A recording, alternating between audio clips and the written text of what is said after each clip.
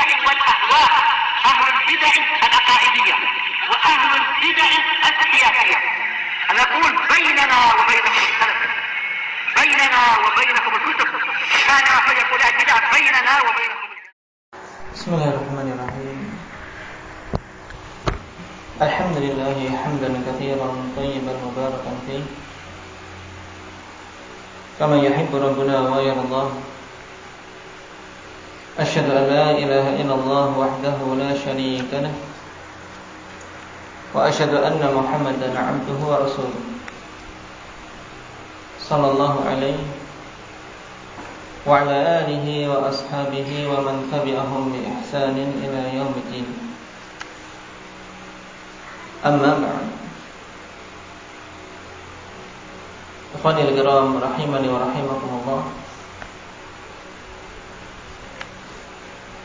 Kita bersyukur pada Allah Subhanahu wa taala atas semua nikmat yang diberikan kepada kita semua, sehingga kita bisa kembali untuk mempelajari agama Allah Subhanahu wa taala demi menghilangkan kejahilan yang ada pada diri kita. Dan harapannya tentu setelah itu adalah untuk bisa menghilangkan kejahilan yang ada pada orang-orang di sekitar kita. Karena dengan niatan inilah ikhwan fillah seorang bisa mendapatkan keutamaan ilmu yang begitu banyak. Sebagaimana dikatakan oleh Imam Ahmad rahimahullah, talabul ilmi la yu'adiluha syai'. Menuntut ilmu itu tidak ada bandingannya sedikit pun, yaitu menuntut ilmu agama Allah. Tapi bagi siapa, kata beliau, liman saluhat niyatuh, bagi orang-orang yang niatannya benar. Lalu bagaimana niatan yang benar tersebut? Kata beliau, tanwi raf'al jahli an nafsika wa an ghairi. Engkau meniatkan untuk mengangkat kejahilan dari dirimu dan dari selainmu, dari orang-orang yang ada di sekitarmu, keluargamu, dan masyarakatmu, dan seterusnya. Karena memang ikhwanifillah kejahilan kalau ada pada seseorang, ini merupakan sumber berbagai macam kejelekan. Sebagaimana ilmu kalau ada pada seseorang menjadi sumber berbagai macam kebaikan. Dan betapa banyak ikhwanifillah kejahilan mendorong pelakunya menjauh dari agama Allah Subhanahu wa taala. Kejahilan mendorong pelakunya bermaksiat pada Allah Subhanahu wa taala. Nah, perkataan yang sudah sering kita dengar dari Imam Al-Qirafi rahimahullah ta'ala, wa inna asla kulli fasadin fid dunya wal akhirah innama huwal jahl fastahid bi izalatihi anka mastata'ta kama anna asla kulli khairin fid dunya wal akhirah innama huwal ilm fajtahid fi tahsilihi mastata'ta wallahu al-ma'inu 'alal khairi kulli. Sungguhnya sumber segala kejelekan di dunia dan di akhirat adalah kebodohan. Nah, kebodohan. Di antara yang paling parah adalah kebodohan atau ketidaktahuan bahwasanya ilmu itulah yang akan menyelamatkan. Karena kalau sudah bodoh, tidak tahu kalau ilmu itu yang menyelamatkan, akhirnya dia tidak peduli dengan ilmu. Maka kata beliau, fajtahid fi izalatihi anka mastata'ta, maka bersungguh-sungguhlah dalam usaha engkau untuk menghilangkan kejahilan itu sekuat tenaga. Makanya ikhwanifillah, tidak heran kalau Imam Ahmad mengatakan bahwasanya seorang bisa benar niatannya kalau sudah niat untuk menghilangkan kejahilan, meniatkan untuk menghilangkan kejahilan. Baik. Karena betapa banyak orang yang menghadiri majelis ilmu dan salah dalam niatannya, hanya untuk mengisi waktu, hanya untuk menghindar dari berbagai macam pekerjaan atau menghindar dari hal-hal yang akan dibebankan kepadanya ketika dia tidak belajar dan seterusnya. Tapi niatkan untuk menghilangkan kejahilan, karena kalau sudah ada niatan seperti itu, maka dia akan bersungguh-sungguh. Sebab mengangkat kejahilan tidak mudah. Makanya kata beliau, bersungguh-sungguhlah dalam mengusahakannya sekuat tenaga. Sebagaimana sumber segala kebaikan di dunia dan di akhirat adalah ilmu, maka bersungguh-sungguhlah dalam menghasilkannya. Kata beliau, fajtahid fi tahsili, bersungguh-sungguhlah dalam usaha untuk mendapatkannya. Tahsil ini yang diharapkan dalam kita belajar, yaitu ada hasil. Nah, ada hasil yang didapat, baik itu berupa amalan yang kita kerjakan maupun akhlak yang semakin bagus, perkataan yang semakin tertata, dan sikap yang semakin bagus dan seterusnya. Ini diantara buah-buah ilmu. Apalagi kalau kemudian dia mampu membuahkan dengan bisa menyebarkan ilmu itu kepada orang-orang yang ada di sekitar. Maka kata beliau, fajtahid fi tahsinihi mastata'ta, bersungguh-sungguhlah dalam usaha untuk menghasilkan ilmu itu, sekuat tenaga. Dan Allah Subhanahu wa ta'ala nanti akan memberikan pertolongan pada semua kebaikan. Kalau niatannya sudah baik, yakin Allah tidak akan menyia-nyiakannya. Tapi kalau sejak awal niatannya buruk, niatannya tidak benar, maka tidak akan bisa mencapai kebaikan yang diinginkan, kecuali kalau Allah Subhanahu wa ta'ala merahmatinya.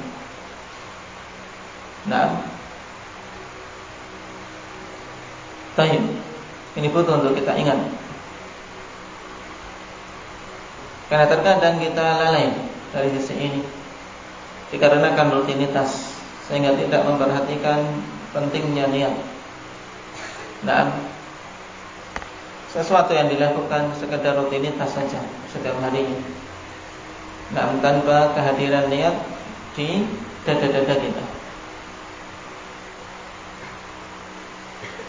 Dan pertemuan yang lalu, ikhwani fillah, kita berhenti pada poin yang ke-200. Dan sekarang kita masuk pada poin yang ke-201 yang berhubungan dengan Nabiullah Nuh sampai pada poin yang ke-205. Ini pertanyaan-pertanyaan yang berhubungan dengan beliau alaihi salam. Qala al-mu'allif hafizahullah ta'ala, man awwalur rusuli ila ahli al-ard. Siapa itu Rasul yang pertama kali yang diutus ke muka bumi? Perhatikan pertanyaan ini, karena kalau pertanyaannya man awwalur rusul, alhamdulillah, ketika dijawab Nuh, ini tidak benar. Karena Rasul-Rasul Allah Subhanahu wa ta'ala ada dua jenis, yaitu Rasul dari kalangan manusia dan Rasul dari kalangan malaikat. Dan Rasul yang diutus ke muka bumi adalah apa? Kepada penduduk yang ada di bumi, ila ahlil ard, yakni Rasul dari kalangan manusia. Jadi siapa Rasul yang pertama kali diutus kepada penduduk bumi? Ila ahlil ard. Wal jawab, awwal rusuli ila ahlil ard huwa Nuh sallallahu alaihi wasallam. Rasul yang pertama kali diutus kepada penduduk di muka bumi ini yaitu Nuh alaihi salatu wassalam.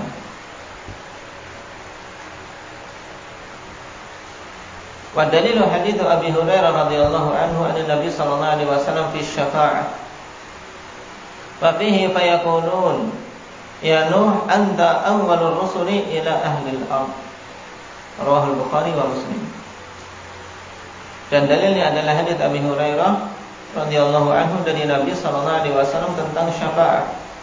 Hadits yang panjang, di mana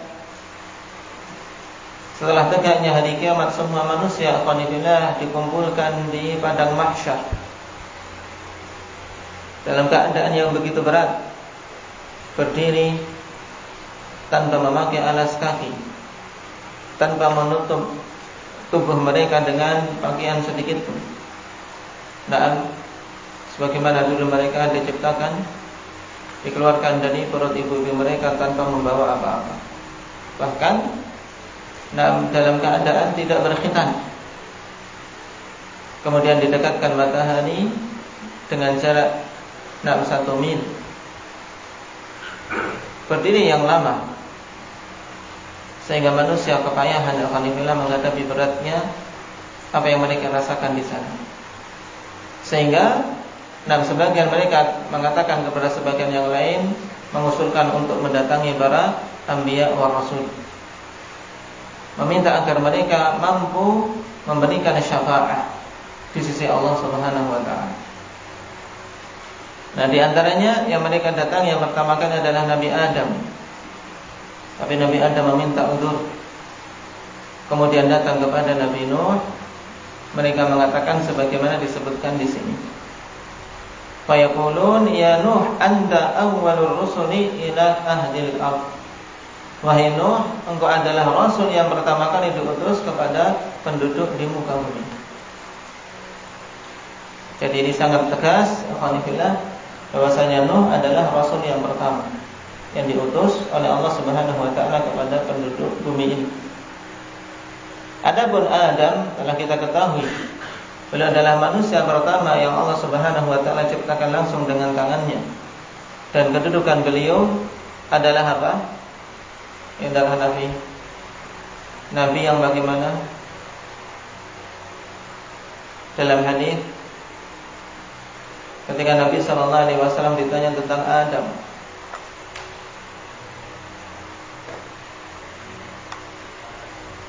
apa lafadznya?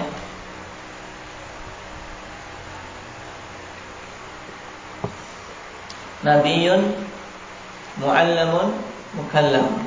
Nah, mu'allamun kenapa? Kenapa Nabi sallallahu alaihi wasallam mengatakan nabiyyun mu'allam?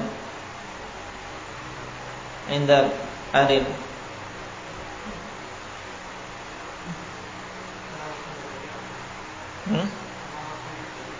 Dalilnya? Nah, karena Allah Subhanahu wa taala mengajari kepada beliau semua nama-nama, wa 'allama Adam al-asma'a kullaha. Tayyib. Kenapa dinamakan atau digelari dengan mukallam? Nabiyyun mukallam. Aba Mujahid.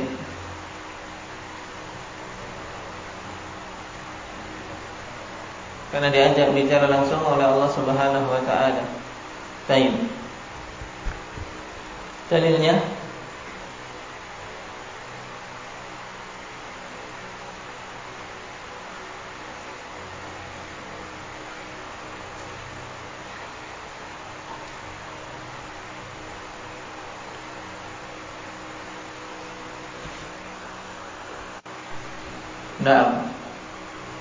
dari banyak qanifillah dalam Al-Quran di mana Allah Subhanahu wa taala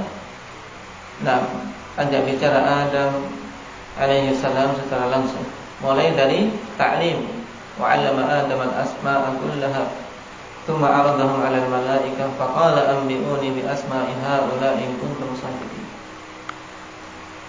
Kemudian Allah perintahkan kepada Adam untuk menjelaskan dan seterusnya.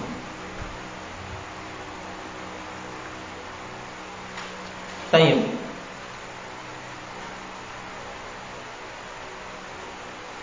Poin berikutnya, kam labitha Nuhun fi qaumih.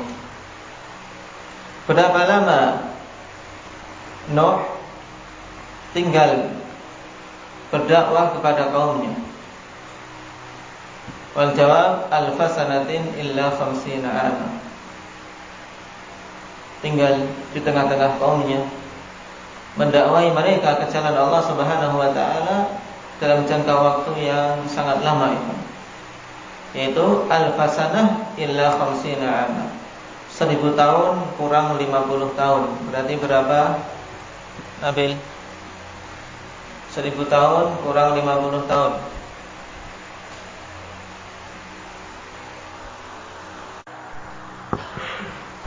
Taib. Nabi Nuh berdakwah pada kaumnya dalam jangka yang sangat lama, 950 tahun. Nah, padahal qauluhu ta'ala wa laqad arsalna Nuhan ila qaumihi falabitha fihim alfa sanatin illa 50 'ama fa akhadhahum at-tufan wa hum dhalimun.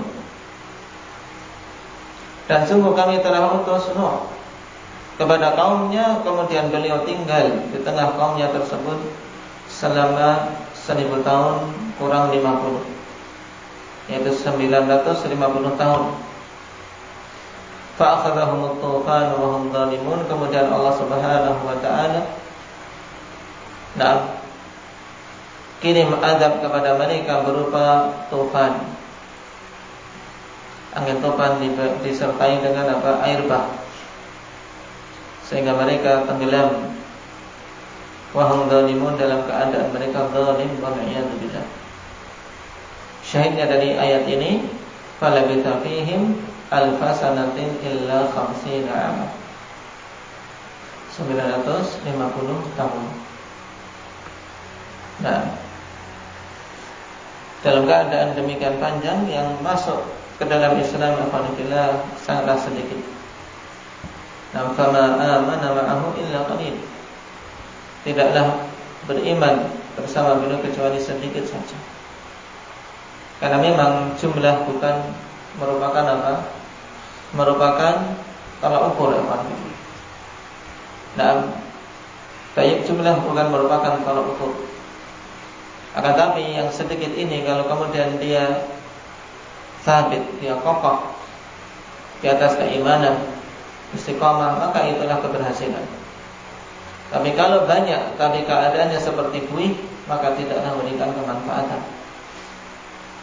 Sebagaimana kata Rasul sallallahu alaihi wasallam mengkhabarkan tentang keadaan umat ini, alhamdulillah, di mana orang-orang kufar berebut sebagaimana berebutnya mereka-mereka yang berada di sekeliling nampan untuk menyantap hidangan. Maka para sahabat mengatakan, amin qillatin nahnu yauma idzin ya Rasulullah, apakah karena sedikitnya jumlah kita wahai Rasulullah? Qala antum katsir walakinnakum ghutha'un ka ghutha'is sayl. Kalian itu banyak, akan tetapi banyaknya kalian seperti buih. Nah, buih yang ada di atas air bah. Nah, atau buih yang ada di lautan ketika apa? Datang menerpa tepi pantai, ada buihnya tapi seketika itu hilang, tidak punya kekuatan. Sehingga banyak alhamdulillah jangan menjadi tolak ukur. Tapi bagaimana seseorang bisa istiqamah di atas jalan dakwah, di atas manhaj ahli sunnah wal jamaah. Nasallallahu al-afiyata wassalam.